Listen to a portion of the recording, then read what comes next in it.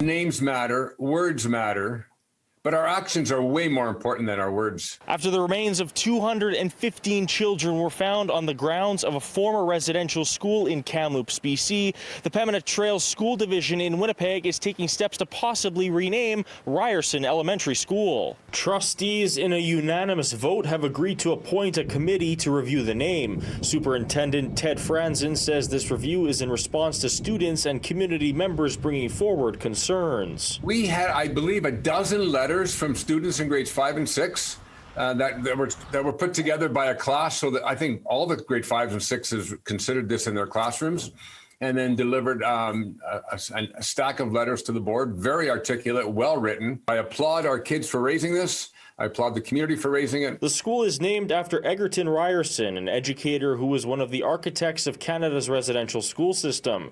Dr. Sean Carlton, assistant professor in the Departments of History and Native Studies at the University of Manitoba, says Ryerson was an advocate for public education, but also a major advocate on separate schools for Indigenous people. It was these early figures that were consulting and being listened to by, the people who eventually then took up that advice in the late 70s and early 80s, people like Sir John A. Macdonald, Hector Louis Langevin, in actually instigating and then defending the residential school system at that time. The grisly discovery in Kamloops has caused outrage across the country and led to the statue of Ryerson at Ryerson University in Toronto be covered in paint and then toppled over. I guess the question to put to parents and students are, do you think someone who advocated for a genocidal school system, is that appropriate to be naming a school after?